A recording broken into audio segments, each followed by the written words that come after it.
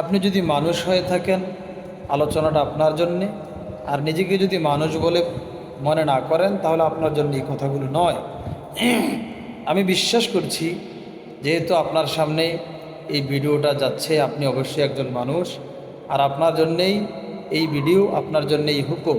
আল্লাহ সুবহানাহু ওয়া তাআলা বলছেন, ওমা খালাকতুল জিন্না ওয়াল ইনসা ইল্লা লিয়াবুদুন। আমি মানুষ এবং জিন এই দুইটা জাতিকে সৃষ্টি করেছি শুধুমাত্র আমার ইবাদত করার জন্যে। অতএব বোঝা গেল ইবাদত শব্দটা খুবই গুরুত্বপূর্ণ একটি শব্দ। তাহলে আমাদেরকে ইবাদত সম্পর্কে জানতে হবে।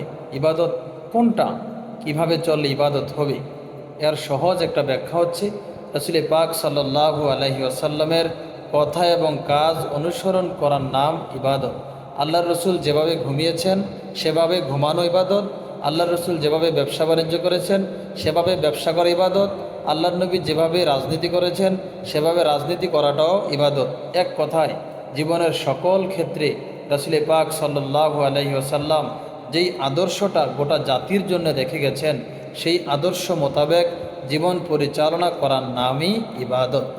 এবার আপনি আপনার জীবনের প্রত্যেকটা ক্ষেত্রের সাথে মিলান আপনার জীবন আদর্শ, সেখানে আল্লাহ রসুলের জীবন আদর্শের সাথে মিলে কিনা। যদি মিলে সেটা ইবাদত হবে, যদি না মিলে সেটা ইবাদত হবে না। আর আপনার উচিত আপনার জীবনের সকল সময় ইবাদতের মধ্যে সম্পৃক্ত থাকা।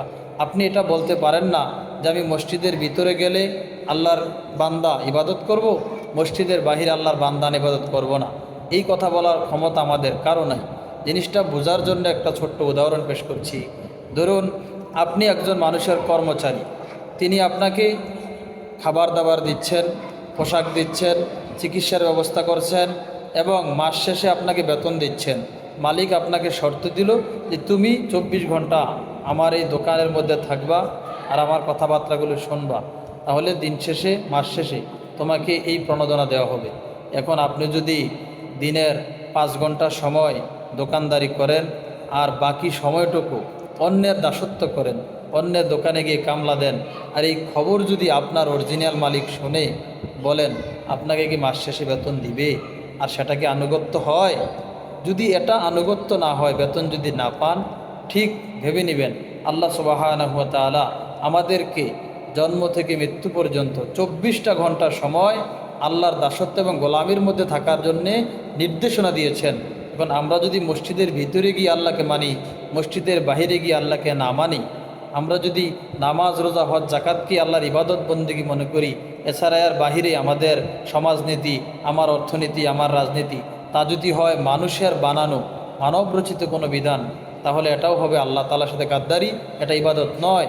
দুনিয়ার মালিক যেমন আপনাকে শাস্তির সম্মুখীন করে, দুনিয়ার মালিক যেমন আপনাকে বেতন থেকে বঞ্চিত করে, ঠিক তেমনি আপনার অরিজিনাল মালিক, প্রকৃত মালিক রব্বুল আলামিন আল্লাহ সুবহানাহু ওয়া তাআলা আপনার জন্য শাস্তির ব্যবস্থা রেখেছেন জাহান্নাম, এবং উপহার জান্নাত থেকে আপনাকে অনেক দূরে সরিয়ে দিবেন। অতএব আমাদের সকলের উচিত প্রকৃতপক্ষে আল্লাহ তাআলার ইবাদত এবং দাসত্ব করে কবরে যাওয়া।